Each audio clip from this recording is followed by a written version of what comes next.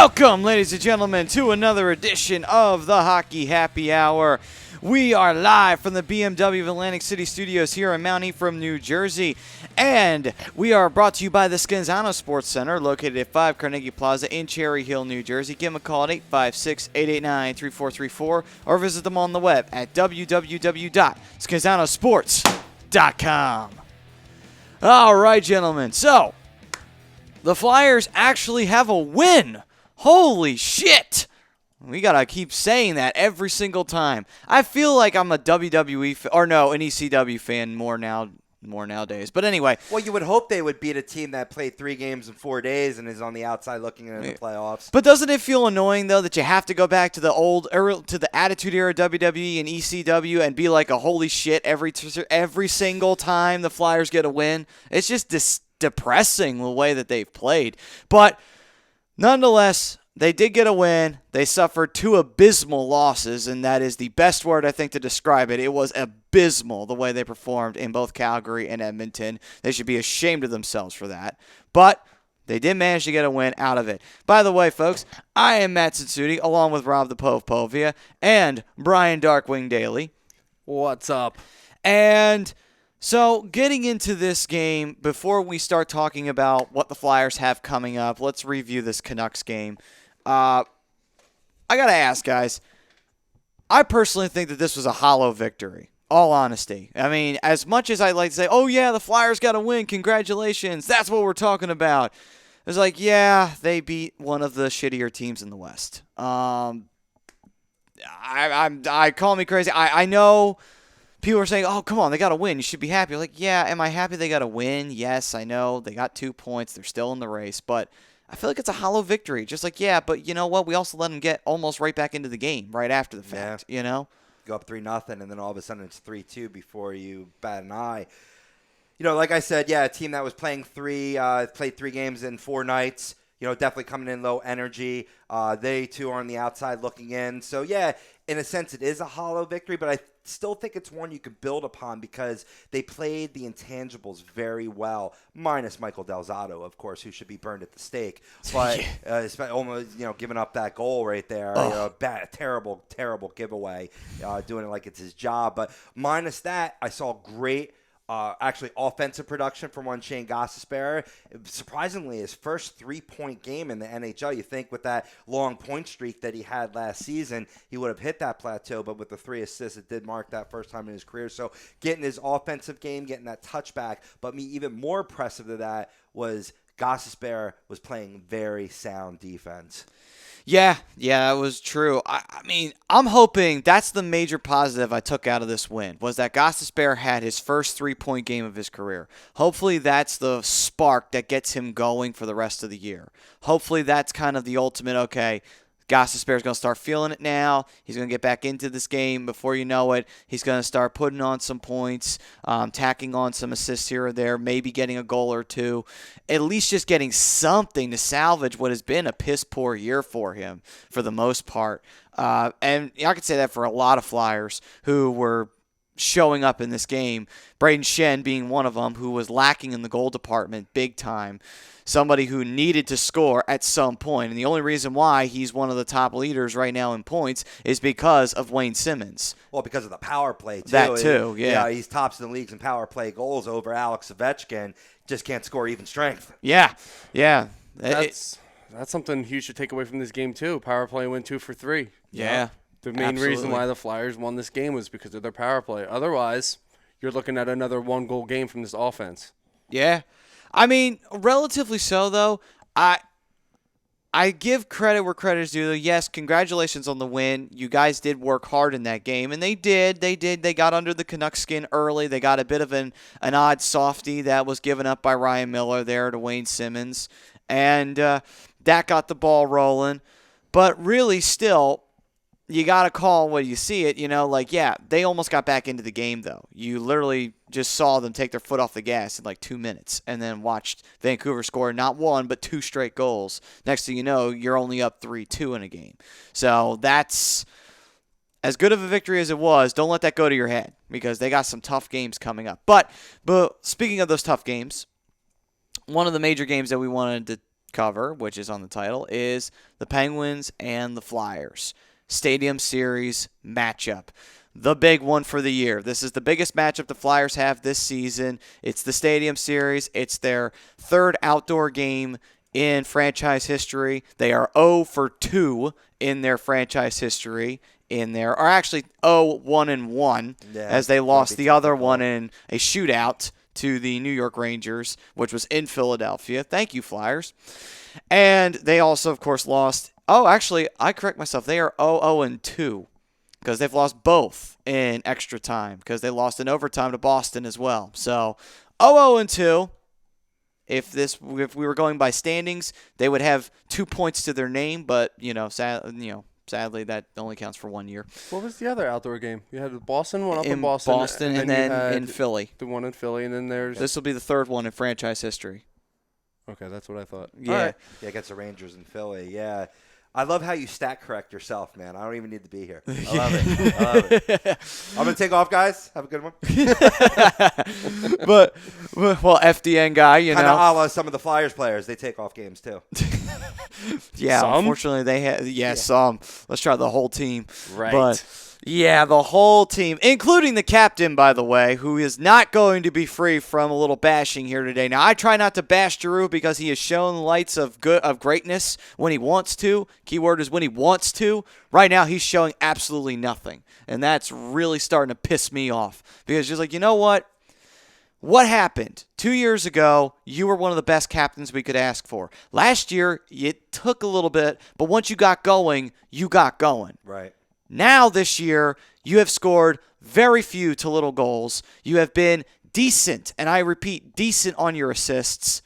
That's unacceptable. For the captain, that is unacceptable. Yeah, it's why the Flyers are starting to field offers for Claude Giroux. It came out yesterday. We posted it on the Hockey Happy Hours Facebook page. I mean, certainly a guy that, and we talked a little bit about it on Agree to Disagree on Sunday, guys that you once deemed untouchable on this team may not be, as you really got to start paving a way for the future because the future isn't now, like that 10-game streak indicated earlier on in the season. We got Vince Toronto chiming in on Facebook in relation to our question, which we put out on Facebook, on Twitter. Can Shane Gostisbehere build off his 3-assist night against the Vancouver Canucks? He goes, this team needs his production. He was that X factor last year in getting us in the playoffs, so hopefully he finishes strong.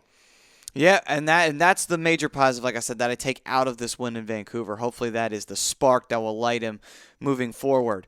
But getting back to this, the Stadium Series matchup, the Penguins and the Flyers. Big opportunity here for the Flyers here to beat the Penguins in Heinz Field. By the way, the Penguins actually don't have a good record outdoors in their hometown. They lost the last time they were there, and that was the Winter Classic. They lost to the Washington Capitals. So that might actually prove to be a good one. The Flyers also could always try and research that jinx that they held over the Penguins for a while in their home buildings. That kind of started to die out last year as the Flyers were really getting outplayed by the Penguins as the Penguins got that new system put in place, and the Flyers have no answer for it in the long run. The only victory they had over the Penguins was in their last game of the year, and the Penguins were pretty much not even playing that game. They're just like, yeah, let the Flyers have it. It's not like they're going to wind up getting it out of the first round anyway. They got to face Washington. So, and unfortunately, that's true. But gentlemen, out of everything we've seen from this team and that abysmal road trip and the abysmal homestand, one right after the other, I actually do not think we walk away with a win in Pittsburgh. I think we walk away with a loss. We might, and the only reason why is because the Penguins are very battered right now. You know, half of their lineup is, you got Rust out on injury, you got Ali Mata out on injury. A lot of their character guys now, you got Malkin back. You know, Crosby is a mainstay there. You certainly have other players that, you know, Chris Letang is back. So there's enough of a team that the Penguins certainly are not slipping in the standings. But because of their character guys being out, that's the only way that I see the Flyers coming out of, you know, getting their first win in an outdoor game.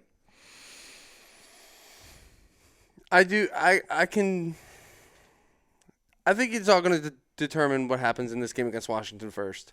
If you can get a win against Washington, I believe they're at home. It could build some momentum, build some confidence. You know, Washington's one of the top teams in the league. So, I mean, This offense is struggling. They showed some signs on Sunday night of, or even a couple of nights before, of starting to come out of it. Mm-hmm. So they could very much go into Pittsburgh, go into Heinz Field, and steal a win from Pittsburgh. But I think it's unlikely. Well, the major thing that I wanted to point out too was that the fact that you're going not only up against Pittsburgh, like you were saying, Washington. That is the road that they will have to travel to get to the Stadium Series. They now have to face the Washington Capitals in Philadelphia, which quite frankly does not matter that they're facing them in Philly, because the Flyers have shown that they can also play very abysmally in their own building as well this entire season. And Washington is just a machine, when it comes to scoring. It's almost impossible to stop them. They're not a machine. They're a man. They're a cyborg. Half man, half machine. I guess so. But save that for the later segment. Oh, okay. Good point. But, the funny thing, though, about Washington is that, they have an odd history of losing games that they really shouldn't lose. But, I expect Washington to come into Philly and really try to come at us as fast as possible, because here's how it always is. Washington considers us a rival. We don't even consider them a rival. Right. So, they're irrelevant to us for the most part. But not only that, though, this team for the Capitals is trying to make a statement this year. What happened last year was bullshit. You got to keep that in mind psychologically. Let's take the psychology into this. Look at the Washington Capitals as an organization. Look at the team that they have. Last year, they should have been in the Stanley Cup Finals. Let's just call it what it is. Oh, agreed. Last year, they should have went to the Stanley Cup Finals. And they would have beaten the Sharks too. No matter which one. They would have beaten the Sharks, and they would have won their first Stanley Cup. So this team's got a lot to prove this year to say, you know what? What happened last year was bullshit. That's not happening this year. So much so that every time we face somebody that we deem that is a rival, we're going to pound them into dust. That's what I expect Washington to come at us with in this game. They want to beat the crap out of us. Unfortunately, when that comes into the equation, the Flyers then try to even it up by throwing fists at the opposing side. And quite frankly, as it was seen in Edmonton and Calgary, that didn't do jack shit. Yeah. You still lost the game, and embarrassingly lost the game. Oh, the way they were running at Manning, they had no answer. I mean, I'm surprised Wayne wasn't a little bit more vocal, and that just didn't have the opportunity. But it's hard for your guy that's one of your elite scorers on your team to be that guy that's an enforcer too. I think that's what this team is missing above everything else. Well, maybe not above scoring depth, but having that snarl, that growl, that's like, you're going to run at our player, well, we're going to chop your fucking head off. We don't have that guy. That guy is in the minors right now and actually just broke his Ironman streak in Samuel Morin. He took a bullshit hit and is now out for a little bit. Not a major injury, so nothing to worry about there, but that's what needs to be paid for. A Samuel Morin will not let that shit stand. No, and you're right. And you would think...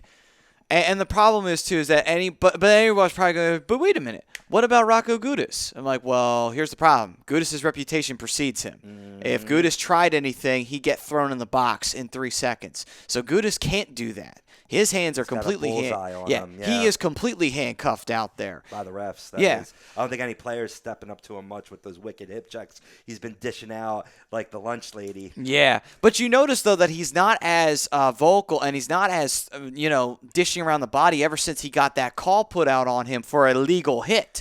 Ever since then, he's kind of scaled that back a little bit. Not trying to get too much into it, and that's a shame because you know what? It was a legal hit. It was a clean hit. Problem is, though, his reputation preceded him, and the ref just said, we're going to throw him in the box anyway because he's a dirty player. Well, here's the thing, though. I mean, he does have a great reputation, depending on your side of the coin. Well, of course. Of being able to hit and hit effectively, right? That doesn't mean that he's necessarily good with the fists. I don't even recall a time where I saw Radko Gudis involved in a fight. That might not be a strong suit of his game. So I'm just saying that he might even be out of that equation altogether. You need a guy that can – I know the new NHL is getting away from the goons, the enforcers or whatnot, but you still need a guy. You still need that guy. Yeah. I mean, but nothing though. But even though you could respond easily by just coming out there and just giving that nasty little hit to somebody, and just like really throwing them into the boards, and we're like, yep, that's what you get for running at Manning. Manning was basically by himself the whole time. Oh, and I thought this was the funniest thing during the Vancouver game. I heard I believe it was Bundy or JJ say, oh, and, great effort from Brandon Manning that night, just, dealing with all the attacks from Edmonton. It's like, yeah, I'd like to have saw a team effort that night because you know what? We might have won that damn game, maybe. Yeah, Edmonton's got talent, but you know what? Don't act like you're just going to lay down and take it up the ass. Like, seriously, come on now. Put up a freaking fight even if you lose at the end of the day. That was what was really annoying me about Edmonton. Agreed. That game was just, they were laying down and just taking it. Like, that's bullshit. Because and I guarantee you this, if Ed Snyder was still alive, oh God, he's probably rolling over in his grave after a game like that. Absolutely rolling over in his grave. That was abysmal. That was abysmal. But with all that being said, though, Flyers getting ready to face off with Washington and Pittsburgh. Guys, let's get some predictions and some scores here before we head to break. Washington game. What do you guys see? Do you see a win or a loss? And what's your score? I see a loss. Loss? Okay, what's your score? 5-1. 5-1. That's not out of the realm of possibilities. No, it's not, because they're still not doing anything to try and change this lineup. I mean, granted, they had 2 back-to-back games where they scored 3 goals, but there's still no real change in this roster. No major roster moves. Rob? I'm going to agree with Brian. I think it's a loss as well as I've seen them play Sunday night in Vancouver. There's a big difference between the Canucks and the Capitals. Just look at the standings alone. And on top of that, the point, to allude to your earlier point, having a chip on their shoulder, yeah, they're coming into Philly to try to play, big bully here. I think they win like 5-2. Hopefully the Flyers can even put up 2 against Holtby and continue at least what they've been building upon, and that's scoring goals. That has seen an uptick over the past week. Yeah, and for me, I would love to play devil's advocate here, but no. No. I'm going to call it like I see it. This is a big-time L. We will lose this game, and we will lose this game. I'm even going to go up one. I'm going to say we lose 6-0. We don't even score a goal on the Washington Capitals. The Capitals just absolutely plant us into the ground. And then after that, the Pittsburgh game. I'll start this one off. Stadium series-wise, I say we lose this game 4-1. I don't really think I think we put up maybe a decent fight in the first period, maybe the second, depending on how our first period went. But really, at the end of the day, as the game keeps going along, the Penguins are just going to wear us down. There's just, are their character guys not there? Yes, but their offense is still there. Their attack is still there. They still got Matt Murray. It's just like, we just do not measure up at this point in time. We really don't. If we had confidence going into this game and we had a bit of a swagger after coming off of beating like the Capitals, we might have a 50-50 shot of doing that. No, not even remotely will we have that opportunity or that confidence or that swag going into this game in the Stadium Series. We will absolutely get planted in this game. Rob?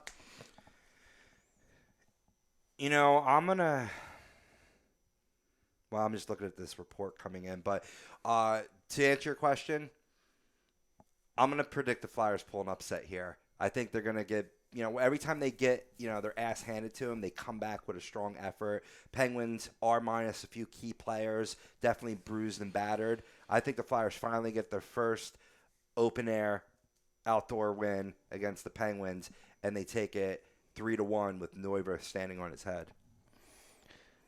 I mean, he's been doing that anyway, unfortunately. You know what I mean?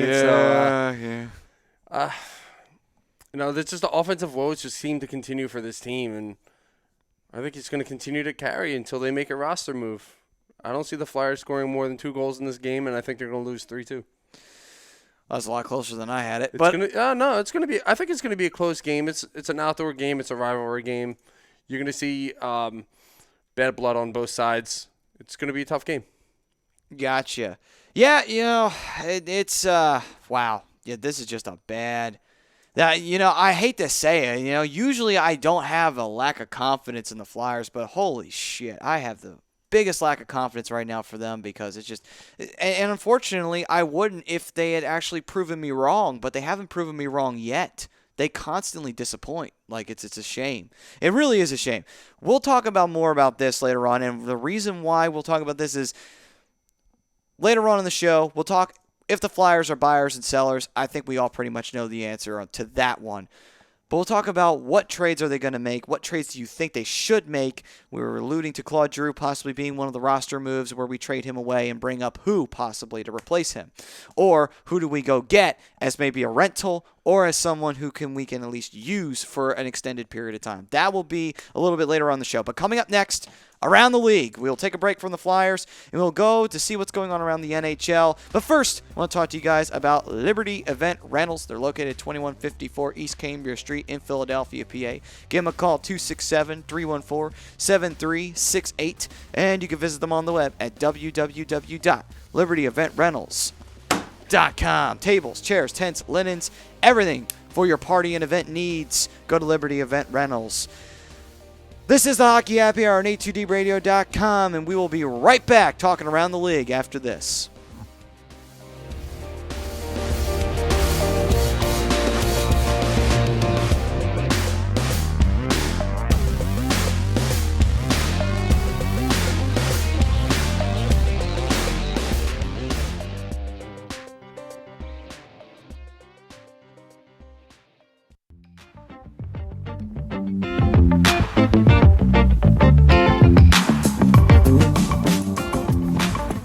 A2DRadio.com is sponsored by the Sports Outlet for all your sporting needs. Located at 703 Black Horse Pike in Glendora, New Jersey. Give them a call at 856-939-2030 or email them at sportsoutletnj@comcast.net or visit them on the web at www.sportsoutletinc.com for all your sporting needs. The Sports Outlet.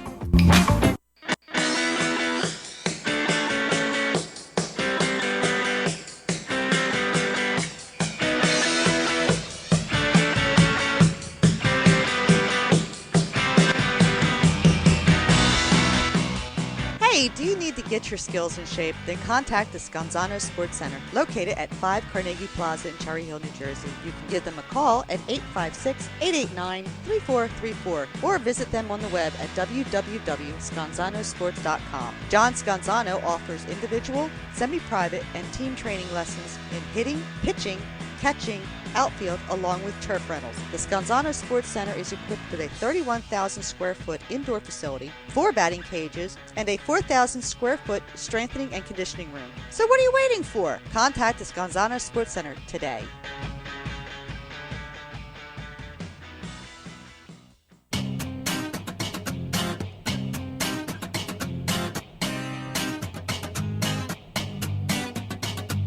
A2DRadio.com is proudly sponsored by Gibson Mayer LLC Certified Public Accountants. Gibson Mayer, located in Yardley, PA, is a leading accounting and business consulting firm with a proven track record of handling critical issues with expertise across many different industries, including construction, distribution, hospitality, manufacturing, real estate, service trades, merchandising, professional services, and professional athletes.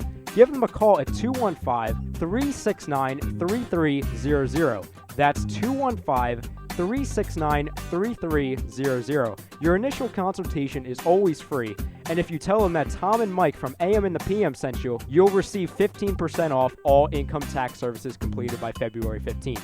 That's Gibson Mayer LLC Certified Public Accountants, 215-369-3300, or visit them on the web at www.gibsonmayer.com. That's gibsonmayer.com.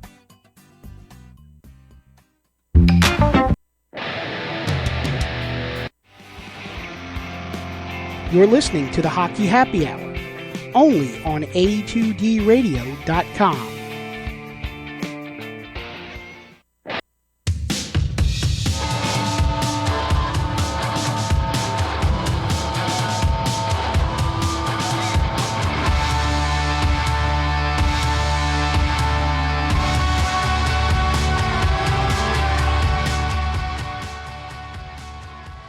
That's right. You're listening to the Hockey Happy Hour here on A2DRadio.com. Brought to you by the BMW of Atlantic City And we are in the BMW of Atlantic City Studios here at Mount Ephraim, New Jersey. Have you ever wanted the ultimate driving experience? Well, then go to BMW of Atlantic City. They're easy to get 2 minutes off of exit 37 of the Parkway, located 6037 Black Horse Pike in Egg Harbor Township, New Jersey. Give them a call at 609-568-9200, and they are online at www.bmwofatlanticcity.com. All right. So, it is now time for Around the League, and we will go and see what has been happening. And Rob, what exactly has been happening in the NHL? Well, first of all, a lot of stuff has happened in the NHL. It's been quite voluminous in the news reports. We're going to go back to last Tuesday, but to start off in the present, this just broke about like 4 or 5 minutes ago. The NHL and NHLPA is in discussions to tweak the 2017-18 schedule to avoid competitive disparity. Bye-week schedule likely limited to 2 weeks. I think this needed to be addressed because just looking at the Flyers schedule, all the back-to-backs, certainly the bye week being like a week or two, from the All-Star break. There's a lot that the overall schedule in the NHL leaves to be desired. Well, it's not just that. None of these teams are coming out of this bye week productive. I don't think there's been a bye week yet where a team has won their first game out. Yeah, that whole thing is just ridiculous. If you're going to do that, and you're doing it because of the World Cup of Hockey, which is biannual, so it's going to be every 2 years.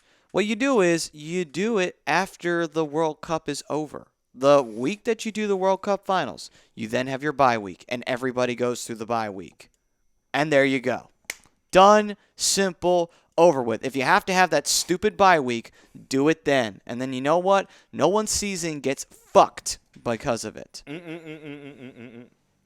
This is truth. This is absolute truth. But, I mean, just in terms of the matchups alone, I really would like to see it gear more towards playing your division a lot more. If that means limiting some of the teams that you're playing in the opposite conference or maybe even in the opposite division, so be it. Because it scratches your head when you play a few games against your division to open up the season, and then you don't see them till like April when things can already be decided already. So, I mean, or certainly would be decided already. I don't know. I think definitely the schedule leaves a lot to be desired, like I said. I completely see your point. But I like the idea of seeing other teams that you don't necessarily always see. Teams like Calgary, Edmonton. It brings it's a selling point for most of the teams. It's, Connor McDavid's coming to Philadelphia. Got to buy a ticket. I want to go see Connor McDavid. Or in my case, I wanted to go see Austin Matthews when Toronto was here. Right. So obviously I was going to buy tickets and go. Right. But as far as seeing division goes, I think you should see more division games in certain months rather than seeing them in the beginning versus sandwich them or spread it out throughout the season. You know what I mean? That's what I'm trying. That's balance. What I was trying to get at was you see them more consistently rather than see them in bunches. Right. Absolutely. So that being said, going back to last Tuesday, the 14th, just after, of course, it always, like we were talking. Always. As soon as we get off there, something drops, right? Well, the Bruins and the Canadiens decided to play a little bit of coaching carousel. The Bruins let go of their coach, Claude Julien. And then later on that day, the Canadiens fired Michel Therrien and replaced him with the aforementioned former Bruins coach Claude Julien. The second time that this has happened. In the past, the Canadiens fired Michel Therrien and hired Claude Julien. So apparently, you go back to what worked previously to fix something that wasn't working previously, if you can make sense of that. Ruined a lot of teams' hopes of hiring Claude Julien, I'll tell you that much. Florida was looking at him for next year. Right. And they're going to have no shot at him. Not only does he become the Canadiens coach for the rest of this season, he also agreed to a 5-year deal the very next day on Wednesday, which will take him, assuming they don't fire him, to the 2021-22 season. I think that's a little long for a coach. But, I'm here. I'm not working in the front office. Well, a key thing is you could sign a deal, get a guy to stay, get him on board with the program, giving his very best. But unlike a player, where if you were to let a player go, you would still be on hook for some of that salary. Right. But a coach, you just fire him, and that's it. There's no other ramifications for that. Right. Also, last week, Jets rookie Patrick Laine scores his third NHL hat trick in a 5-2 win. Which, I mean, you're talking his third NHL hat trick already. Unbelievable. Also in the same game, Stars Jamie Benn got his 500th NHL point. Patrick Laine, something special, man. Absolutely. Going from young to old, we also saw last week Panthers forward Jaromir Jagr scoring his 1900th NHL point, ironically on his 45th birthday. He's, I believe, added 2 more points to that, sitting at roughly about 1902 or maybe even 1903 if I missed one last night. Man, I mean, is he just gunning? Is he just gunning for Gretzky and Howe? I mean, He might be. I seriously think he might be. I mean, I don't think he can get there, but man, I didn't think he'd get this far. It's unbelievable. He's a freak of science. Well, it's like I brought up last week. What happened? Where would he be if he didn't miss that time in the NHL? Right. No, absolutely. Absolutely. Moving on to your boys, and this was really interesting. I caught this last week. I actually shared it onto our page, Brian. Anaheim Ducks forward Antoine Vermette automatically suspended 10 games for physical abuse of an official. And what he did was he basically gave the ref a attaboy with the blade of his stick. But the thing of it is there's no gray area here. You put any part of your equipment or body on a referee, bam, you're suspended 10 games. We weren't on the ice. We don't know what malice was behind it. It looked pretty innocent enough, but he's gone for 10 games for you guys. Yeah, I mean, it was stupid. I don't agree with it, but it was stupid. It's exactly what it was. Vermette wasn't ready for the face-off. They dropped the puck, and Vermette was just kind of like, what the hell, man? Ref started to skate away. It was just kind of more just like a, hey, yo, what was that? Mm-hmm. It's just an attention, trying to get the ref's attention. Was it the smartest thing Vermette ever did? No. Should he be suspended for it? I don't think so. But it's the rule. You're suspended 10 games for touching an official. Is it abuse of the official? No. But as the rule states, it is what it is. I think you had to say something to him on the ice, too, though. I can't believe it's just that, though. I'm sure he probably did. Yeah. But at the same time, it is what it is. Vermette did what he did. He's going to appeal this suspension, which I think is smart on his part. Because I see abuse of the official as something else. And you can just ask Derek Weidman of that. When he ran over that one referee last year or 2 years ago. That's abuse of the official. I don't see what Vermette did as that. Yeah. I think they should adjust that rule a little bit just to, so there's a line. But, like I said, it is what it is. It's the rule. Absolutely. I forgot one other milestone. Penguins forward Sidney Crosby posted up an assist versus the Jets to get his 1,000th. I can never say that. 1,000th NHL point. We knew he was going to get there. He's been sitting 2 away for a while, but he finally notched it. And then after collecting that point, he goes ahead and scores the game winner in overtime. So pretty good magical night for one Sid the Kid. Yeah, well deserved. I mean, kid's 30 with 29, 30 years old. He's already at 1,000. Yeah. If he keeps the pace, he might give Gretzky, a scare. This is truth. This is definitely truth. I alluded to this a little bit before when we were previewing the Stadium Series game this Saturday. But to be specific, Penguins defenseman Ali Mata is expected to miss 6 weeks after surgery to repair a hand injury. That's a tough loss for that defense. It really is. It absolutely is. And, I mean, they've been struggling to keep that up. One guy that's actually going to be, actually I'm going to get to another injury real quick. This actually just broke today. Ottawa Senators forward Bobby Ryan, local Cherry Hill product, will miss 4 to 6 weeks with a broken finger. Yeah, I heard about that. Not a finger. No. Right? Not too much of a surprise to miss him 4 to 6 weeks. I think he's been playing through an injury. And I think this is the rest that he needs because he's not been productive one bit this year. Right. despite the Senators being overall pretty good and certainly overdoing some of the expectations for their young squad. Yeah, Bobby Ryan has been behind the cuff there. And, you think, well, hockey players are so tough, a broken finger, really? If it's on his back shooting hand, that makes all the difference. If it's on either one of his hands, it makes a huge difference. Because Turn then it he over can't on the really wrist. puck handle either. Right.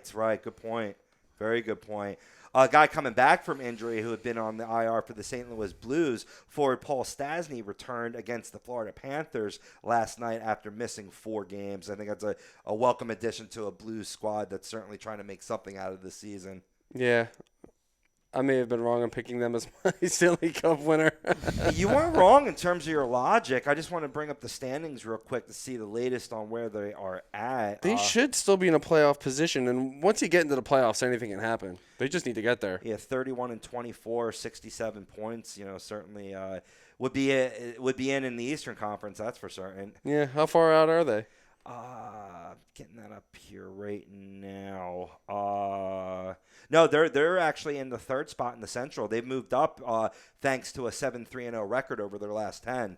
Good. And Paul Stastny adding towards that. So maybe hold the horn. Usually St. Louis has been predominantly, at the top of the standings in the year and then shit the bed in the playoffs. Maybe the restructuring the strategy. Let's just ease in. We'll dupe them all. A little rope and dope. Well, I mean, having Mike Yeo now as your head coach, that probably helps a lot. Maybe they fire Ken Hitchcock because he has no effect on the team because they know what's going to happen. So now you got Mike Yeo in. He's taking the reins. He's supposed to take the reins over next year. Right. Could be what they needed to, get going. Absolutely. Because like I said, you're losing Ken Hitchcock at the end of the year. Yes, you are. Well, no. Well, no. Ken Hitchcock's gone. Oh, what do you mean they're losing? They were supposed to lose. Oh, he was supposed to retire at the end of the year, and then Mike Yeo was supposed to take over. But they fired him, Hitchcock, and now Yeo's taking over sooner than expected. I understand you're saying the original plan versus the reality now. Right. Gotcha. I want to report, too, yesterday, Winnipeg defenseman Jacob Trouba was suspended 2 games for an illegal check to the head of Ottawa forward Mark Stone. It was a pretty vicious hit after the show. Definitely go check it out. I'm surprised he only got 2. You know what I'm surprised about? Evgeny Malkin didn't even get a hearing for his hit on Blake Wheeler. Yeah, man, absolutely. And you clearly saw him leave his feet, and you clearly saw him hit him in the head with his elbow. Well, it's the Penguins. What do you expect? That's all I got to say about that. Every time the Penguins do something illegal, the NHL likes to sweep that shit right under the rug and just ignore it. That was very evident. That was very clear, and I'm surprised they didn't do anything about that one. No, regardless of how the NHL feels about Pittsburgh. Very true. Very true. Apparently, Sidney Crosby is not the only one on his knees at Gary Bettman's office. No, apparently not. That's why he was out for so long. Or Brendan Shanahan, whatever, pick your pleasure. Last but not least, do the 3 stars of the week that was. We spoke about him with his 3rd hat trick in his rookie season. Patrick Laine gets number 1 star. Nazem Kadri for the Toronto Maple Leafs, number 2 star, certainly contributing for the Maple Leafs. And number 3 star of the week that was Connor McDavid. Yeah, Nazem Kadri's having a surprisingly good year. I was very surprised by the season that he's having this year. Agreed. Apparently he likes playing with the young boys. Okay, well now. Oh, I didn't even mean that as a double entendre. Well, too late. It's already happened. Hey now. I like that. That's my type of humor. Rats. No Sandusky's on this board. Or Suns, for that matter. Or Suns. That is true. That is. I feel bad for that one reporter. His name is Jerry Sandusky, but he spells Jerry different. That poor guy. Yeah, he gets to live with that for the rest of his life. Oh, that poor guy. I feel so bad for him. At least he's out of school. Could be worse. Fair enough. At least. Ugh, that poor guy. So, is that it for Around the League? I am finito. There was a lot. Got through it very quickly. Nice. All right, then. So, now that we figured out what's going on today in the NHL, why don't we figure out what happened in the past today on NHL? Let's go to yesteryear. Yesteryear, yeah, that's right. So, what do we got on this day in hockey history, Brian? We got, in 1929, the Detroit Cougars clinched their first ever playoff berth as Clarence Dolly Dawson recorded the 8th shutout of his rookie season in a 1-0 win over the Rangers in New York. It was the first of 3 straight shutouts for Dawson. The Cougars, a team that eventually died out because of the Depression. That was just a rough time, wasn't it? Yeah, It was a lot of teams closed their doors that year. Was that when did the First World War end? First World War? I know it was the 20s, or was it earlier? It was than that? in like the 19 teens. Okay. Yeah, 1916, around that area. I should know that. I'm a history guy. I should Yeah. know that. All right, 1970, Detroit. Hey, go away. I can't read that. 1970, Detroit's Gordie Howe picked up an assist to become the first player ever in NHL history to score 50 or more points in a season 21 times in his career. Ooh, man. And people wonder why they call him Mr. Hockey. He was. This sport should be named Howe. Yeah, should just be named Howe and nothing more. You going to go watch the Howe game tonight? Yeah. Let's go play Gordie. Yeah. We might be talking about him later. We might. We might. Probably sure we will be. Yeah. Ni- Kind of a safer bet. 1971, Michael Placé becomes pro hockey's first goaltender to score a goal in a Central Hockey League game at Kansas City. It's amazing that it took that long for a goalie to do that. Right? You would have thought it would have happened when rules were not always like well defined in hockey history. Well, I mean, Ron Hextall scored the first NHL goal in the 80s. Well, yeah, but that was the NHL, where it's a little bit harder, No, I get it, but you're still looking at, what, 80, 70, 80 years? No, I know, yeah, gotcha. In 1974, defenseman Tim Horton of the Sabres died in an automobile accident in Ontario. Yeah. Horton, a six-time NHL All-Star, had played 22 seasons with the Maple Leafs, Rangers, Penguins, and Sabres. What year was that again? 1974. Yeah, Tim Horton, one of the best players to ever play the game. Apparently makes good coffee, too. Apparently, yeah. For all those out there who have had the pleasure of going to a Tim Hortons. I have not had the pleasure of going to a Tim Hortons. Well, the thing is, it's a Canadian thing, so, you got to go up to Canada to really enjoy it, I'm willing. I'm willing, yeah. I'll go up to Canada just to have a Tim Hortons. Why Right. In 1982, Dennis Marouk scored twice to give him 50 for the year and added an assist to lead the Capitals to a 6-3 win over the Winnipeg Jets in Washington. This would be Marouk's second straight 50-goal season. Wow. Nice. In 2000, Buffalo's Dominic Hasek becomes the first European-trained goaltender in NHL history to record 200 career NHL victories in the 3-2 Sabres win over the visiting New Jersey Devils. Yep. If people want to know why there's so many European goalies now that are in the league, it is because of Dominic Hasek. It definitely is. I know you're adamant about hating on the Sabres, but I got to admit, growing up watching hockey, Hasek changed the game. And you can give love to Patrick Waugh and Marty Brodeur. They definitely hold all the records when it comes to goaltender. But Dominic Hasek, I think, was one of my favorite goaltenders to watch. Just some of the acrobatics. You think there's no chance he's making that save. He does like the Booker T spin-a-rooney on the ice and saves a puck. It was just unbelievable. He was one of the luckiest goaltenders. You say what you want. He was one of the luckiest goaltenders in the NHL. Well, he wound up – it was a shame, too, because it was almost like he was going to go his whole career without winning a Stanley Cup for such a talented goalie, but he wound up landing on the Red Wings, and he was able to get one. But at the right time. Which was good for him. I was happy for Hasek because, quite frankly, being on Buffalo is a miserable experience. But anyway. So the next two involve the Colorado Avalanche on the same day. The Colorado defenseman Ray Bourque played against the Boston Bruins for the first time in his 22-year NHL career and picked up 2 assists as the Avalanche won 8-2 against the visiting Bruins. Nice. And also, the same thing in that day, Avalanche acquired Rob Blake and Steven Reinpret from the Los Angeles Kings in exchange for Adam Deadmarsh, Aaron Miller, 2 future picks, and a player to be named later who wound up being Jared Aulin. Aulin? A-U-L-I-N? Your guess is as good as mine. Okay, spell that name again. A-U-L-I-N. Olan. They say it differently, but it's actually Olan. Well, he was pretty much irrelevant anyway. Yes. Hockey players, get some names we can pronounce. Right. Anyway. That's all I got. All right, then. So good there. So that is this day in hockey history as well as around the league. When we come back, It'll be time for us to dive into who the top right wingers were in NHL history, and then after that, should the Flyers be buyers or sellers? Who should they trade and trade for? That will be what is on the other side. But first, let us talk about the Sports Outlet for all your sporting needs. Located at 703 Black Horse Pike, Englandor, New Jersey. Give them a call at 856-939-2030 or email them at sportsoutletnj@comcast.net or visit them on the web at www.sportsoutletinc.com. This is the Hockey Happy Hour on A2DRadio.com, and we will be right back after this talking more Flyers and more hockey.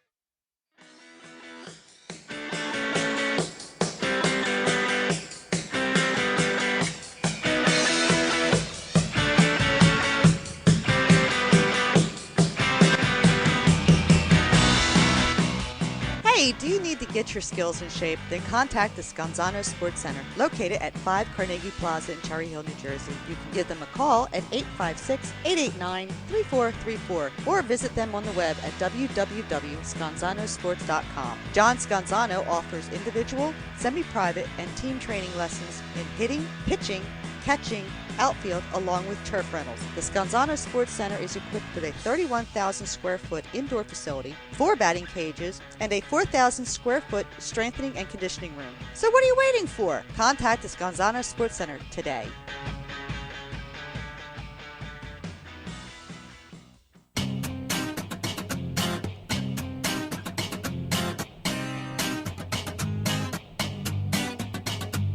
A2DRadio.com is proudly sponsored by Gibson Mayer LLC Certified Public Accountants. Gibson Mayer, located in Yardley, PA, is a leading accounting and business consulting firm with a proven track record of handling critical issues with expertise across many different industries, including construction, distribution, hospitality, manufacturing, real estate, service trades, merchandising, professional services, and professional athletes. Give them a call at 215-369-3300. That's 215-369-3300. Your initial consultation is always free, and if you tell them that Tom and Mike from AM and the PM sent you, you'll receive 15% off all income tax services completed by February 15th.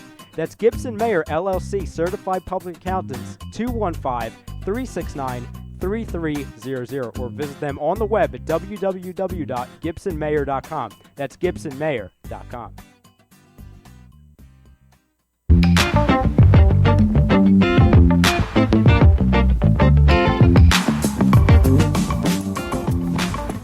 A2DRadio.com is sponsored by the Sports Outlet for all your sporting needs. Located at 703 Black Horse Pike in Glendora, New Jersey. Give them a call at 856-939-2030 or email them at sportsoutletnj@comcast.net or visit them on the web at www.sportsoutletinc.com for all your sporting needs. The Sports Outlet.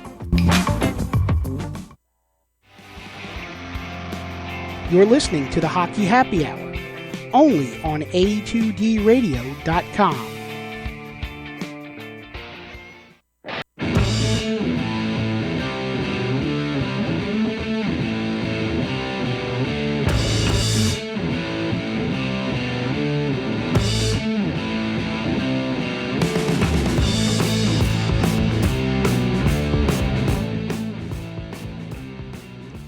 That's right. You're listening to the Hockey Happy Hour here on A2DRadio.com. I am Matt Tessuti along with Brian Daly, Rob Povia as well.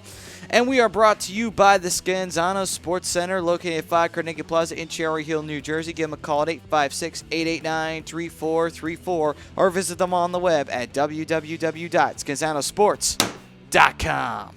I got to just say real quick, fellas, that Doug Zeke is lighting my tits up on Facebook right now after I totally trashed him last week. I guess turnabout is fair play, but screw you and your parade, Doug. What did you light him up about? In terms of he was clamoring for Hacksaw to be fired. Oh, yeah, that's right. I remember now. I remember. All right. So Great guy, though. Great guy. Hopefully, little talks about him joining the A2D radio family. He's definitely a good source for breaking news. That's for sure. So I think he lives on the book. So basically, what you're saying is great guy, but you're a scumbag. Yeah, pretty much. Like Patrick Kane, great hockey player, scumbag. Will he make my top 10 list? Yeah, we'll see. We'll see about that in a quick didn't even second. make mine. But before we get into the top 10, gentlemen, and the right wingers, in case anyone has put 2 and 2 together, which if you're a hockey fan, you probably have by now. Let's talk about the Flyers. I know it's not the easiest thing to talk about in the world, but we have to power through it. So let's do this together. We can make it through it. Should the Flyers be buyers or sellers? I think we can all say this in unison. Sellers. I think that's obvious right now. The Flyers are definitely sellers at this hour. As much as I'd like to say no, they are. So the real question is, who do you move at this point in time? And the talks about Claude Giroux becoming a trade, I really don't see that happening. Should it happen? I'm not saying it shouldn't. But will it happen? I don't think so, because Giroux's contract is way too long. I don't think anyone's really going to be willing to bite down on that contract unless you're a team that absolutely needs, and I mean in full force, all caps, needs somebody. You don't take Giroux's contract. It's too lengthy. It's too long. Yeah, I agree with that. I mean, that certainly would affect the haul that the Flyers should pull in for him, because if you're going to move a Giroux and really shake things up, it's going to be an attempt to really build up your scoring depth. Get like 3 or 4 forwards. You know what I mean? Maybe I'm overestimating Claude, but I mean, he can be that type of player. You just need some big wingers to play with him. Yeah, you absolutely do. But no matter what, though, I just don't see that happening. That's way too big of a contract. Brian, what do you think? Well, first of all, I don't think they're going to be sellers. Are they going to make moves at the deadline? I sure as hell hope so. But as far as being sellers go and blowing up the roster, I don't think it's going to happen. You have too many guys on this roster that have fairly bad contracts for the production that they're putting up. Well, okay. At least in your mind, should they be? Should they be? No. No. They Okay. do have don't get me wrong, they have talent on this roster. Giroux, Voracek. These guys can play the game. They can make plays, they can put the puck in the net. We've seen it happen. I just think we need to make a few moves, bring in a couple players, maybe bring up a couple players to shake things up, maybe light a fire under somebody's ass and get this team going. The offense is too stagnant right now for them not to make any moves. Well, then how about this move? How about we trade Braden Shen away? Now, I understand you probably won't get too much for him, but you can trade a Braden Shen away, and you could say, you know what? He's young. There's still a potential there, possibility-wise, but really he has not been living up to that on his time with the Flyers. He had maybe one good season. Right. I disagree with you, though. I think you can get a haul for him, especially a team that's looking to add a power play specialist to their playoff contention chances. I think Shen could play. I think you could definitely get a high draft pick for him, plus a player or two. All right. I mean, because if that was a player I'm looking at on the roster that I really think we should consider moving, he'd be one of them. Because right now, why not take advantage of his youth and at least say, you know what, he is a power play specialist. You can easily use him, especially if you're a playoff team. If you're a playoff team and you're looking for somebody to hype up your power play just a little bit, you can easily just say, hey, we'll give you Braden Shen. You give us this, this, and that. I mean, it's quite possible for Philadelphia to talk to Colorado, who's looking to trade Gabriel Landeskog and Matt Duchene. Obviously not together, because you're going to have to give up your entire franchise to get both of them together. Quite frankly, I would take either one of them immediately, Gabriel Landeskog or So, Matt I mean, Duchene. the people on the Hockey Happy Hour page you were conversating with them were like not high on Duchene or Landeskog. Well, I I'm mean, like, oh, Duchene is good. Duchene's still having a strong season. He's got, last I saw, or at least last week, it was 32 points on the season. Landeskog not necessarily having a great year. He's only at 22. But who's to say it's not the coach's system? These guys are floundering a little bit. I'd take Landeskog in a heartbeat. a heartbeat. Not only that, though. I'd take Duchene first. You know what? Here's the thing, though. Colorado gets a bad rep, and here's the problem why. The organization made a snap decision and fired Patrick Waugh, and when they did, the team absolutely went downhill right after the fact. And I know we had an argument over this earlier in the season, but let's be honest, man. Look at what happened to this team. They fell apart after that. Well, Waugh's gone. The team is terrible, and now they're just sitting at the bottom, just begging for this just begging for scraps at this point in time. That was a terrible move in my book, and I will still defend that today. That was a horrible move firing Patrick Waugh. And look at the team. They are falling apart at the seams. And that's why I think everyone's just saying, oh, no, I wouldn't take Gabriel Landeskog or Matt Duchene. Bullshit. You take them. No, Why? I know people that will still take them. Yeah, the team is terrible, but that doesn't mean they're terrible. The team in general is just terrible. And I don't necessarily think, and I know we argued about this earlier, but firing Waugh wasn't necessarily the bad move. The bad move was hiring the coach that they did, because clearly his system is not working, period, on any level. Defense is terrible. Special teams has been horrible. The offense is nowhere to be found. For a team that is very highly offensive. And they're even highly defensive. Eric Johnson, Tyson Barrie, Francois Beauchemin. Like, this team should not be bottom of the barrel. No, not with the talent that they have. So, but we can disagree on the coaching, but we can both definitely agree on that this team, let's not let this team, for the fans, let's not let the team's performance mask any of the talent that they have. They have talent. And I would take Matt Duchene or Gabriel Landeskog in a heartbeat. If we would to trade Braden Shed straight up and Colorado said, we'll give you Landeskog or Duchene, just give us Shen, I was like, there's no second thought. I'm on the phone in 2 seconds saying, hey, Shen, sorry, bud. We loved you here, but you're going to play for Colorado now. I mean, we're taking Matt Duchene and Gabriel Landeskog. You can even say the same thing about Eric Johnson or Tyson Barrie. Yeah, I'll take them too. Two very good defensemen, and Flyers need good defensemen. We do. Flyers don't have any. We do. We absolutely do. I mean, we've got good ones sitting in the minors, but God knows when they're coming up, like seriously. Trust the process, my ass. But nonetheless, though, that's one player I would definitely look towards is a Braden Shen, a guy who, you could sell. It's not that big of a risk to sell him at the end of the day, and there's potential for them to say, oh, he does still have upside. It's not like he has no upside whatsoever. He does. Sure. And other people are saying, well, why don't we just trade Wayne Simmons, cash in on his ability? But the thing is, though, is that if you do that, you do run the risk of really handicapping this team for the rest of the year. You get rid of Simmons, you're plummeting to last place immediately. I'm beginning of the season, I was on board of trading Wayne Simmons. I'm still on board of trading Wayne Simmons. He might be your best bet at bringing in multiple talented players. Well, I think that's if you're rebuilding. They're trying to retool, not rebuild. No, I get it. But at the same time, maybe that's the conversation at hand, isn't it? You could absolutely trade a 30-goal scorer and get two 20-goal scorers in return, and that's. But, gentlemen, really at the height of this, scoring depth. But really at the height of this, what is the question that needs to be asked? And Rob just brought this up, and so did you. What is the main question Ron Hextall's got to ask himself? Are we rebuilding or are we retooling? That's the real question that has to be asked here when you go into this. Because think about it. Look at the way the team's played this year. It has not looked pretty. It's looked pretty at moments, but in recent weeks, it's looked as bad could get. We're going back to the days where Craig Berube was coaching this team. That bad. Like, seriously. Right. He's got to ask himself, are we just still retooling or are we rebuilding? It's a tough question to answer because I've gone back and forth on it. After the Calgary and Edmonton games, I was like, I think it's time to blow this shit up and totally rebuild. And then I'd be open to trading a Claude Giroux or Wayne Simmons because it's just not working.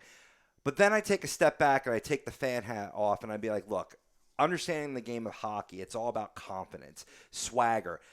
I guess you could say that for any sport, but I think it's especially important with hockey that you could take the same squad and have two far different results based on the momentum. It's a game of momentum, really. So I just think that you need to put in a few other players, whether that be some of our guys from the Phantoms, maybe making some minor deals, trading a Mark Streit and pulling in, a forward, something that could add towards the depth. And then you're just retooling. You're adding different pieces to some of our mainstay guys. If you're dishing off a guy, I don't know. I think I'm focusing more on Voracek, too. I think Voracek could pull in a haul above a Wayne Simmons or a Claude Giroux. I mean, don't get me wrong. Those players would get more, but you keep that in place, and then you build around them, too, with some of the young guys and trade prospects. True, but you know what? I think you're on to something, though, with a Jake Voracek, because really, essentially, Travis Konechny could easily replace him. Once he's fully potentially realized and ready to go, he could be a goal scorer. When it comes down to that, though, would you get rid of a Jake Voracek? In exchange, you're going to try and push Konechny towards that spot where he's up there with Giroux, and then you go and find somebody for Jake Voracek or pull a haul for Jake Voracek. That would basically be what I would do in that position, because you're thinking about it. Okay, well, we have an essential top goal scorer in a Travis Konechny if everything goes right, if everything is handled right and he plays well. That can be what he could do. And then you could trade a Jake Voracek away, pull in a bit of a haul, and then you don't feel so guilty about it because, well, we had somebody who was young enough who could replace him. You don't really panic about that then.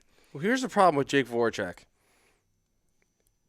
If you move him, you're moving his contract. He's got a relatively big contract, 8 years, $66 million. That's another difficult problem because when we re-signed Giroux to that lengthy contract, we did the same thing with Jake Voracek. We were hinging our bets that Voracek and Giroux were going to keep having their stellar seasons, year in, year out. No, I mean, I get it. It's just I'm trying to bring up his And you know what this is? This is for all franchises out there. This is what not to do. Do not sign long-term deals. I'm sorry, I'm against long-term deals. Dude, I'm so with you. I don't agree with a sign of good faith that we believe because you're such a great player, you deserve a 7 or 8 year deal. It's like bullshit. You don't deserve shit. You deserve a 5-year deal, nothing more. You get an extension if you do well. It's as simple as that. You earn your contract. You don't just get an 8-year handed to you for no reason. Sorry, that I do not agree with that whatsoever. That is a disgusting habit that you see NHL franchises make. Okay, so his average cap hit is 8.2. 8.25. That's his average cap hit until 23-24. So, that's with his lack of production, it's going to be a tough contract to move. Yeah. Yeah. Can we trade one of these Flyers players for this Twitter fan of the Hockey Happy Hour? Who is that? Hello. I don't know if I should blast her. No, I won't blast her. I'll be no, don't. No. Please do not throw her name out there. Appreciate the like though out there. Yes. Thank you. Appreciate the like there. You.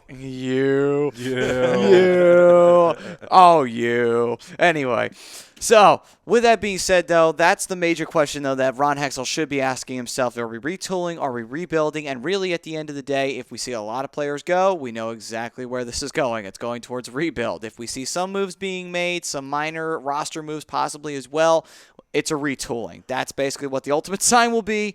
We'll see what happens come trade deadline time, what exactly the Flyers are at, and if we are in a rebuild mode. For the Flyers fans out there, do not panic. Does not mean we're going to suck for the next 5 years. It probably means that we might actually get to be competitive just a little bit quicker, believe it or not. Retooling might take a little bit longer because you also got to work within the players you still have in the system, and we do not always have the best players right now. But still, all in all, trade deadline's coming up. Flyers, in my opinion, are sellers, or they should be sellers for the most part. We'll see what happens when Ron Hextall gets to that ball game. I mean, at the very least, you got to admit that even if the Flyers get into that 8th seed, no matter how well they faced off against the Capitals early on in the season, you're going to get the same result. This isn't a playoff team. So, okay, maybe we're going a little drastic talking some of these, but this is what's out there. This is the chatter. I mean, even the captain's not safe, according to that sports report that we posted on the Hockey Happy Hour page. But what Hextall needs to admit is that you don't need these other guys like a Mark Streit, a Sean Couturier who's just turning out to be a bust. You don't need to hold on to this hope that if you make the playoffs, they're going to do something. Dish off those guys at the very least, right? Get some younger talent back for him and start building for next year. I think it unless his pride gets in the way, you got to admit that. Yeah, at the very least. Yeah, I think that's the biggest thing. I think his pride is getting in his way. He's a stubborn guy. We all know this. From his playing days. Exactly. Just took the words right out of my mouth. He's going to see this through. And there's not that there's anything wrong with that, but at the same time, it's time to make some moves. Like you're within a spot. You're within a playoff spot right now. And you're slowly losing ground every game you play. And you're averaging a goal a game, if that. Well, at that point, you have to look in the mirror and you got to say, you know what? This team is not producing. Something has to change. Just make some roster moves. Lubimov is I mean, I get you have players on a one-way contract and you can't move them. But take the guys that are on the two-way contracts. Yeah, you'll take a chance. Some of them you might have to take a chance of losing them in waivers.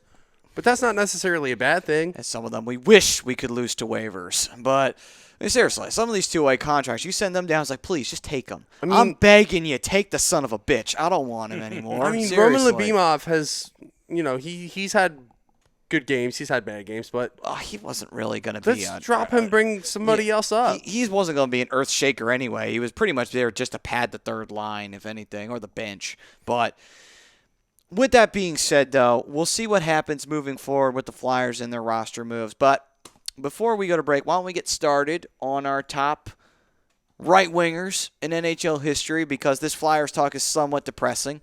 And let's talk about some good stuff from back in the day. And let's get started with me. I'm going to put my number 10 in.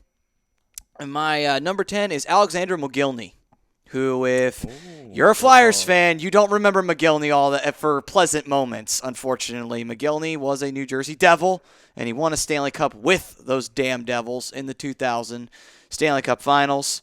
And he also played for the Vancouver Canucks, and he was one of the first ever players to defect from the Soviet Union. So another big notch to his belt to go along with it for Alexander Mogilny, who also had 473 goals and 1,032 points in 990 in games. So, phenomenal player. Pop quiz. Who is his centerman in Vancouver? It was not Pavel Bure. It was not, because Pavel Bure is the right winger. Yeah. Was it Trevor Linden? It was not. That was my guess. Yeah, because that's... who was it? That's a good question, actually. That's a very good question. Was it, no, wasn't him. No, I give up. Who was it? Rob? What year are we talking? It's like 98, 99, around that era. Oh, well, then that's why. Was it Messier when he spent a little time in Vancouver? Bingo. Oh, it was wow. Messier. Oh, okay. Check out the big brain on Brad. I'll be Brad. I'm surprised they had Messier that high up on that roster. But anyway. The only reason why I knew it was the 98-99 era is because Mark Messier played in the very first game that I went to at the Wells Fargo Center. Nice. Yeah. John LeClaire had 4 goals in that game. Who else scored? Chris Gretton had a goal in that game, and somebody else. I'm blanking. It doesn't matter. It doesn't matter. Number 10. Brian? My number 10 is Theo Fleury. 455 goals on his career. 1,088 points in 1,084 games. 79 points in 77 playoff games. Topped 100 points twice in his career. Scored 20 goals in 12 of his 15 seasons. Won a Stanley Cup in 1989. And he's a 7-time All-Star. Nice. All right. Robbie? Number 10, sticking with the Vancouver Canucks from Maddie's pick. I'm going with Pavel Bure as my number 10. He led the Canucks to that Stanley Cup final against the Rangers in '94. And he won back-to-back goal-scoring titles with the Florida Panthers. Some people forgot he went on to play for the Panthers in their exhibition, not exhibition, but expansion years. And all total for his career, 702 games, 437 goals, and 779 points. Nice. All right, then. So that's a little sneak preview and a little bit taste of what you got coming your way on the other side, as we will continue our top right wingers, and then we'll do a little free-for-all question. And, gentlemen, I'm going to ask you this one, so that way you could think about it. If you could step out of the real world, because we all would love to every once in a blue moon, because this place sucks, but The world's awesome, baby. I love life. all right. Anyway, so with that being said, if you could step out and go to any fantasy world you want to, any place that you would like to go, where would you go, and what would you do, and who would you be, pretty much at the end of the day? So I'll let you guys think about that as we continue through our top 10 right wingers. And feel free to join the conversation at a2dradio.com and facebook.com and Twitter and Instagram at a2dradio_com and give us yours as well. Like I said, on the other side, we continue the right wingers. But first, talk to you about Gibson Mayer LLC, your certified public accountants, located at 301 Oxford Valley Road in Yardley, PA. Give them a call at 215-369-3300. Tax season is here, so be ready, be prepared. Get Gibson Mayer. This is the Hockey Happy Hour, and we'll be right back after this.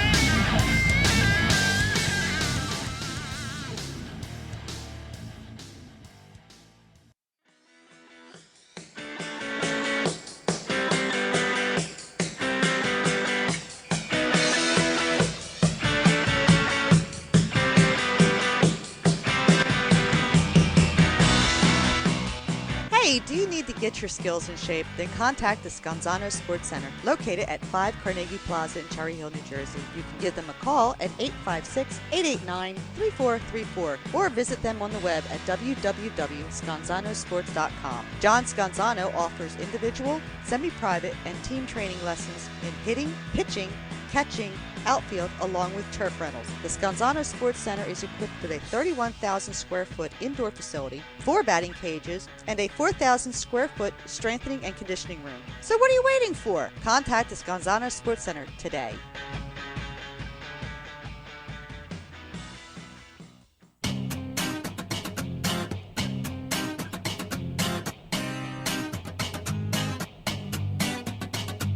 A2DRadio.com is proudly sponsored by Gibson Mayer LLC Certified Public Accountants. Gibson Mayer, located in Yardley, PA, is a leading accounting and business consulting firm with a proven track record of handling critical issues with expertise across many different industries, including construction, distribution, hospitality, manufacturing, real estate, service trades, merchandising, professional services, and professional athletes. Give them a call at 215-369-3300. That's 215-369-3300. Your initial consultation is always free, and if you tell them that Tom and Mike from AM and the PM sent you, you'll receive 15% off all income tax services completed by February 15th. That's Gibson Mayer LLC Certified Public Accountants, 215-369-3300, or visit them on the web at www.gibsonmayer.com. That's gibsonmayer.com.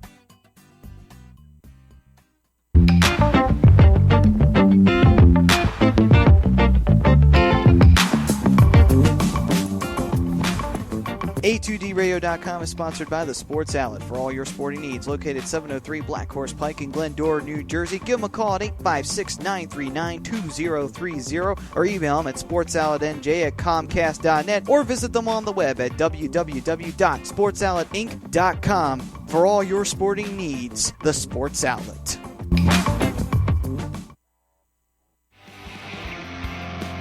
You're listening to the Hockey Happy Hour, only on A2DRadio.com.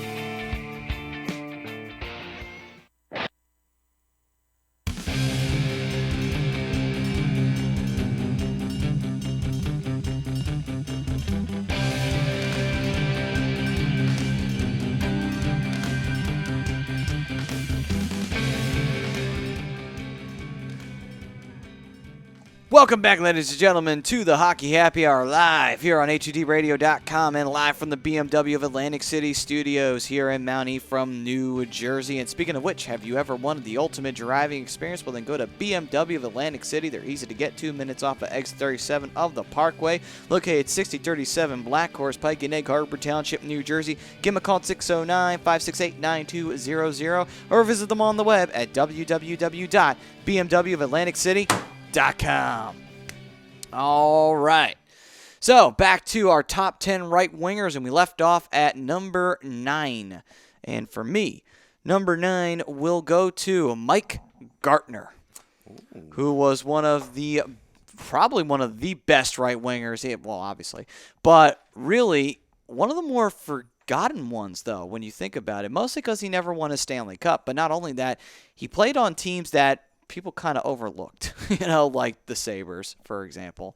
Played on that team, and, people kind of like, oh, well, who remembers the Sabres in their history?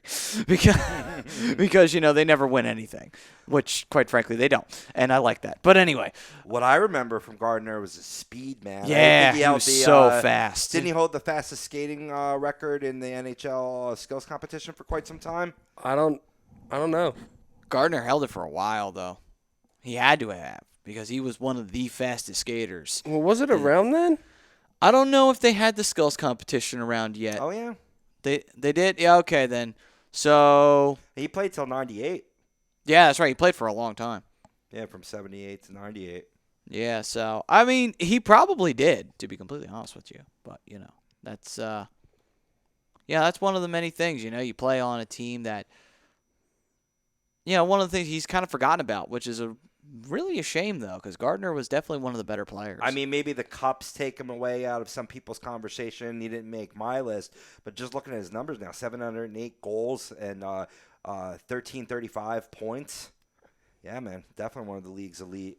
Yeah, absolutely. And playing on teams that, unfortunately never really made it to the Stanley Cup Finals. I correct myself. He actually wasn't on Buffalo. He was on Washington. That's right. I knew he was on one of those two teams that never got to the Stanley Cup Finals, that being Washington. But still, my point being, though, is he never got there, so everyone keeps forgetting who he is. Don't. He's actually one of the better players. All right, Brian? My number 9 goes to the man with the stash. You know who that would be? Lanny McDonald. Oh, I don't like you.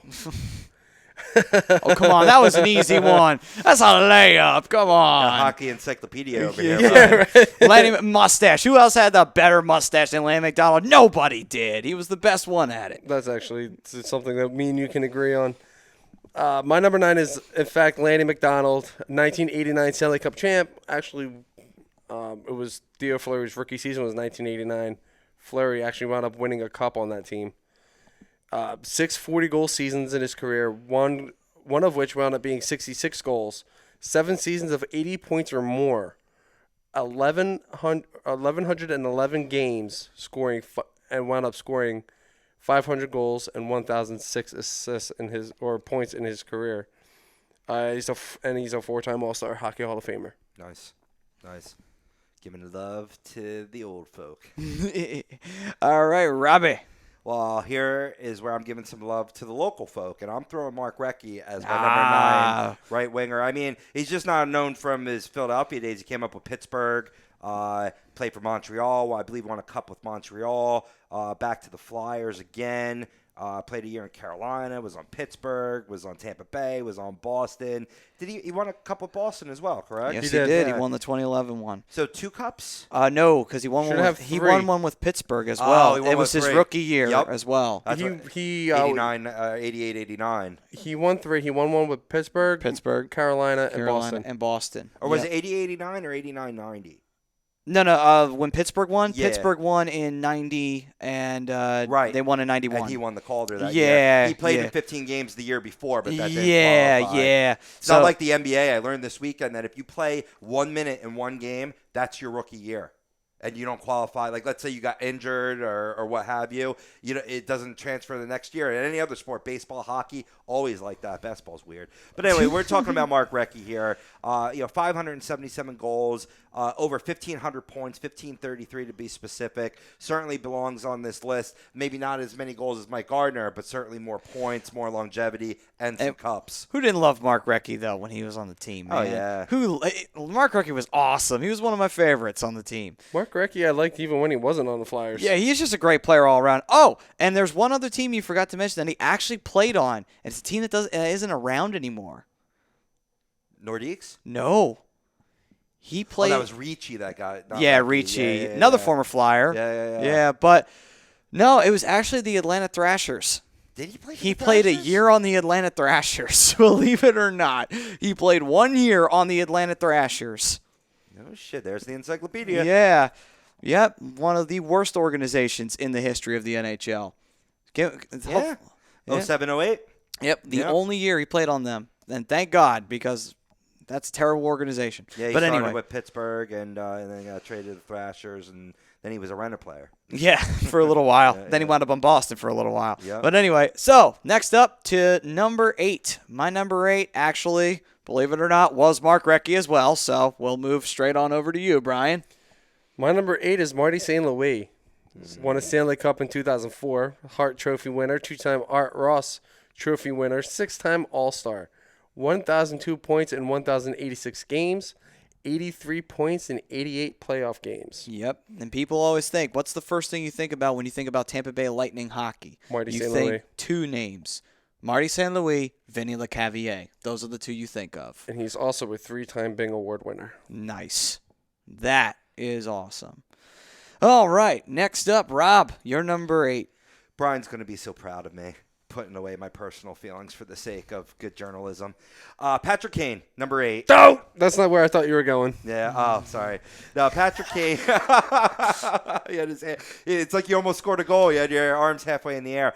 No, I mean, Patrick Kane, maybe when all is said and done, will be in the top 3, top 4. I mean, he's a phenomenal player, despite my personal biasness against him. I have him down a little lower because still active, still, you could say young player, but he's already won the Cup 3 times. That measures up with some of these other greats. He was the first United States-born player to win the Art Ross Trophy. That's a great accomplishment. You know what? Is there anybody else who is U.S.-born that has won the Cup more than him? I don't think so. I can't think of anyone who has. That's going to take some time to look up. Because Kachuk, did he win one? I think Keith Kachuk never won one. He never did win one. Roenick never won one. I know that for a fact. Madonna won one. Madonna won one. He won one. Are you saying that won a Cup period? No. All time.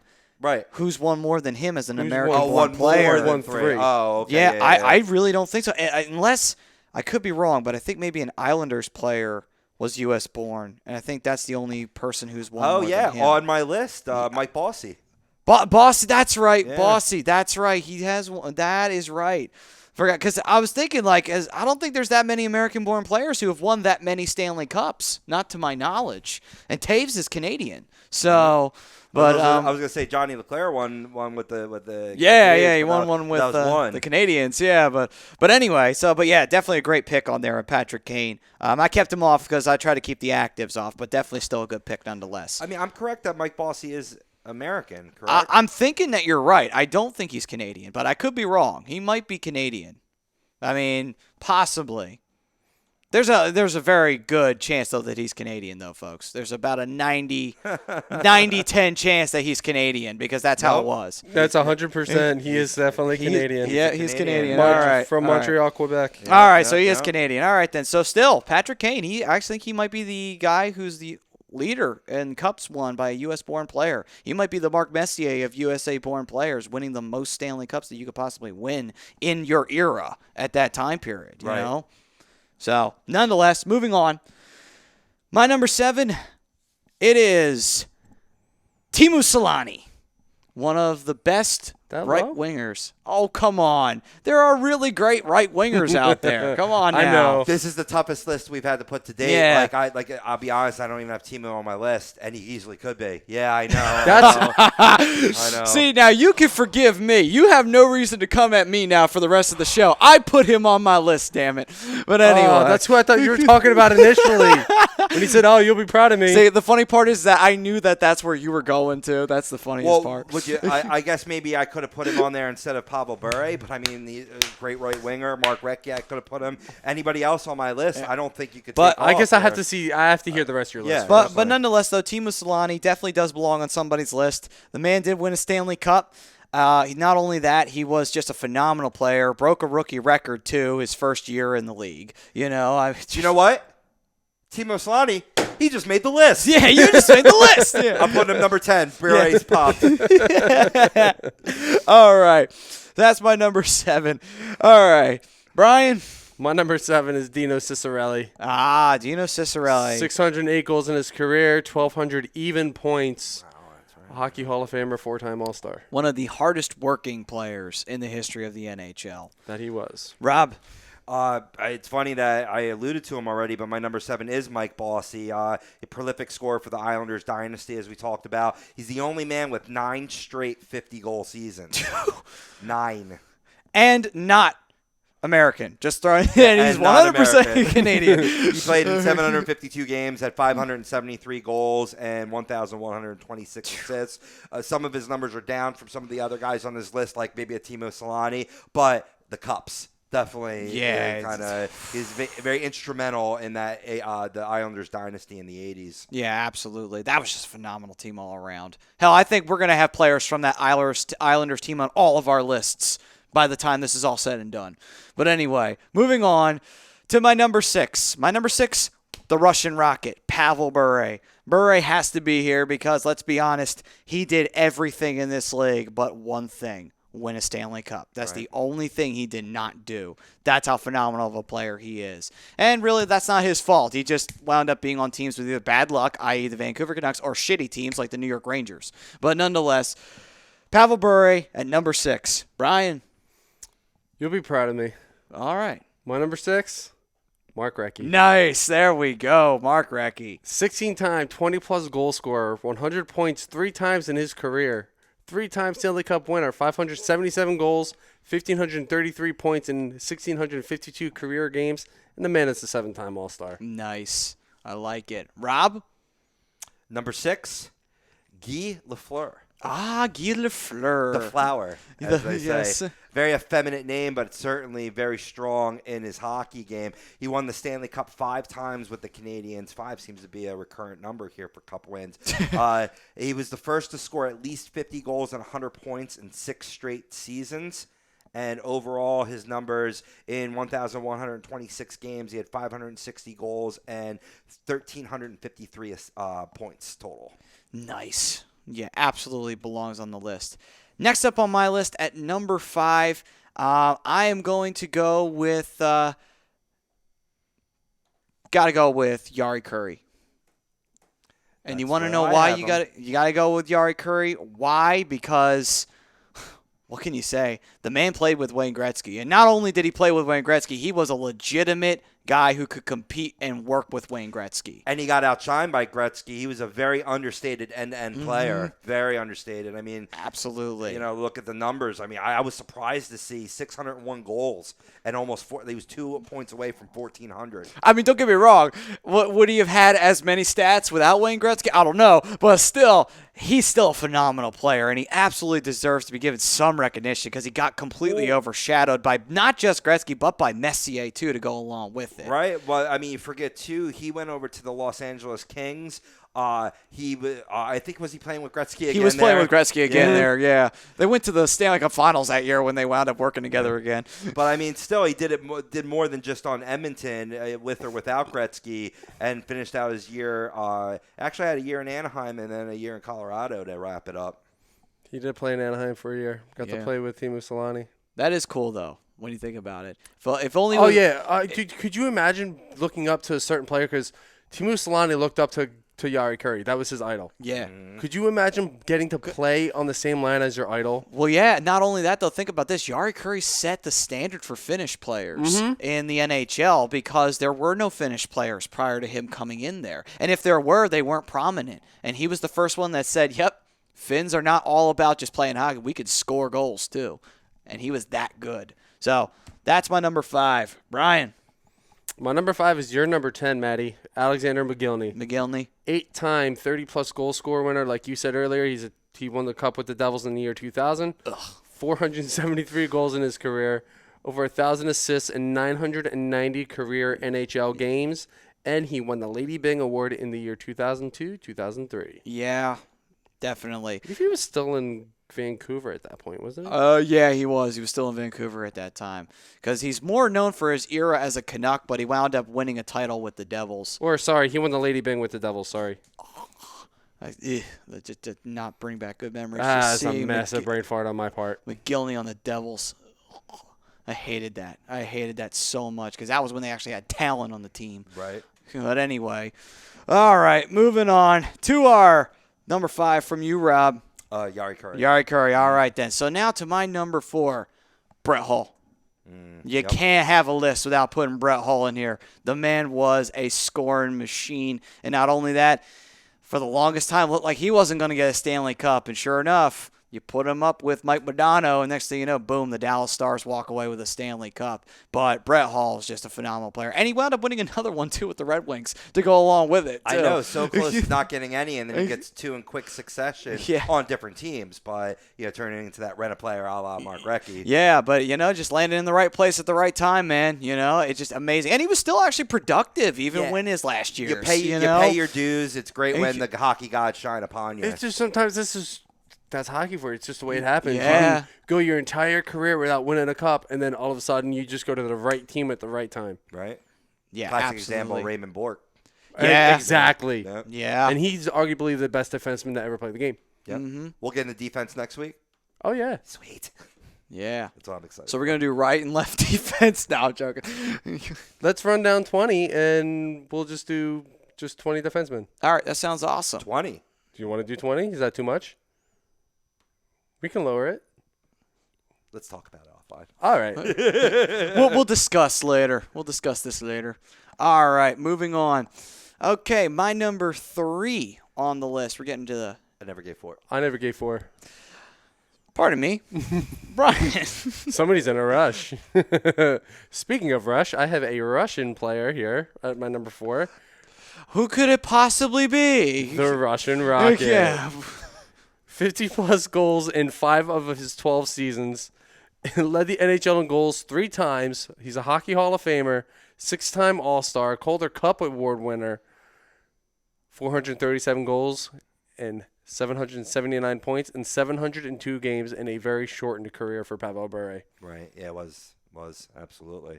Ironically enough, for my number 4, also dubbed the Rocket, but it was the Rocket Richard, Maurice Richard. I mean, he had 8 cups, including 5 in a row. So I put him ahead of Yari Curry and LaFleur, who both only have 5 cups, but had better lifetime numbers than Maurice Richard. I mean, Only, right? Take another one here in Philly, but believe it or not, for as much lore that Maurice Richard has, only played in 978 games, 544 goals, and under 1,000 points, 965. But just the cornerstone of that dynasty. That when you thought the Montreal Canadiens, you thought Rocket Richard. Yeah, the only thing that really killed him was his. He had a lot of. There were injuries that caught up to him in the long run, and his age eventually caught up to him because he kept playing for a long time. That was back then. That was a habit, though. Players played till they were like 40-something back then because that was kind of what they did. I think I could be dead wrong about this, but I think he fought in a war too. He did. He did. He fought. He fought in the Canadian military. Yeah, so that's going to take away, like you see a lot of that with some of the old-time baseball players. You know what I mean? They could have had more stats, but they decided to serve their country. Yeah, during that World War II time period. So, and that was a great thing. Not only did he serve, but he was a phenomenal hockey player to go along with it. So, yeah. But moving forward, we now have our number 3s. And I think I got it right this time. We can go to 3 now, right? Yes, Everyone sir. all right, good. I think we're Just good. double checking. All right, good. My number 3, Mr. Mullet himself, Jaromir Jagr. He's becoming the new ageless one at this point in time, Come on, man. We got to put Jagr in here. He is a phenomenal goal scorer. He's the number 3rd all over, basically all time at this point in the scoring department, Let's just call it what it is, man. Jagr is the best player, I would have to say, of this era. In this particular era, maybe not with Gretzky's era, but this particular era, I really can't say anyone else is up on Jagr's level. Can someone get there? Yes, because everyone else got time. But for now, Jagr's the best at this point in time. Brian? my number 3? Mm-hmm. It's Jagr, isn't it? No. No? Patrick Oh, okay. Kane. It's the Finnish Flash. It's there's Timo. You put Timo Solani in there. Of course I put Timo Solani in there. He's flapping the duck wings. Here we go. Come on. He won a cup in 2007. He's a Calder Trophy winner. He holds the rookie record for goals with 76, and in that same season, in his rookie season, put up 132 points. Come on. Led the NHL 3 times in goals.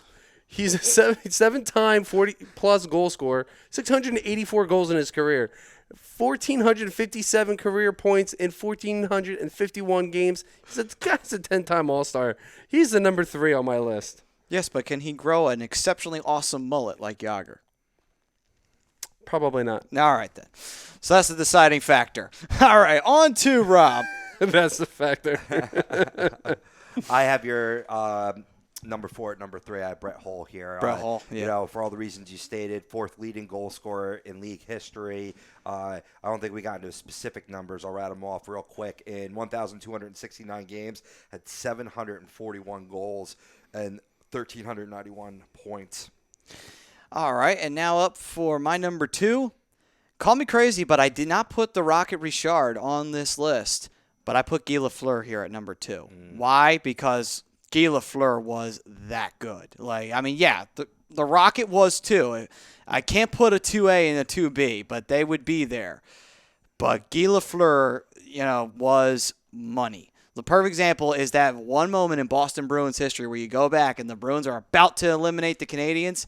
Guy Lafleur tied the game up and they went on to win it. I'm like, yep, that was Guy Lafleur.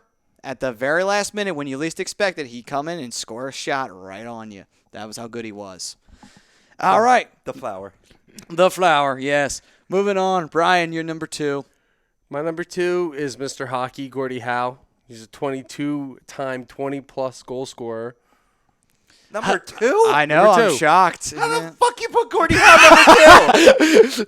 We'll see when I tell you who my number 1 is. You know what? Again, I jumped the gun. I got to wait to hear your list. Maybe there's a guy for totally spaced on. I take that fuck back. I'll hold you back. I'll hold you back. I'll hold Hold you back. We'll call that your the Patrick Kane moment on my part. It made up for it all in the long run. Premature reaction. Premature reaction. All right. So, like I said, Gordie Howe's my number 2, 22-time, 20-goal scorer. Finished with 801 career goals, 1,850 points in his career. Led NHL in points 6 times. Led the NHL in goals 5 times. A 6-time Hart Trophy winner, 4-time Stanley Cup champ. I already stated that one. He's a Hockey Hall of Famer and a 23-time All-Star. Yep. All right, so I'm really interested to see who he's got at number 1 if that's not the case. All right, number 2, Rob. Number 2, I got Yogs, of course. 2 Stanley Cups in Pittsburgh. Second on the NHL points list, as we talked about in the round of the league. May have to play until he's 53 to match Gretzky, but the way he's going, maybe he might get there. But just to go through his specific stats currently as of the moment, which is good to look at because I thought he had, 1,902 points, which moves him in the second place, including 760 goals out of those 1,902 points. Certainly Yogg's legendary. Yep, and he's Wish still. the Flyers never got rid of him. Well, yeah, unfortunately. Although I think he actually did. I think we offered him something. He just didn't sign. Yeah. But oh well. No, he went. I didn't think he wanted to come back. He went to period. Dallas after that, and then I don't know why he chose Dallas. That didn't make any sense. But anyway, It wasn't a money issue. They signed him to like $2 million, so he just didn't want to come back to Philly. yeah, I don't know. Anyway, so with that being said, time for our number 1, and my number 1 is Mr. Hockey, Gordie Howe. I mean, come on now, we gotta.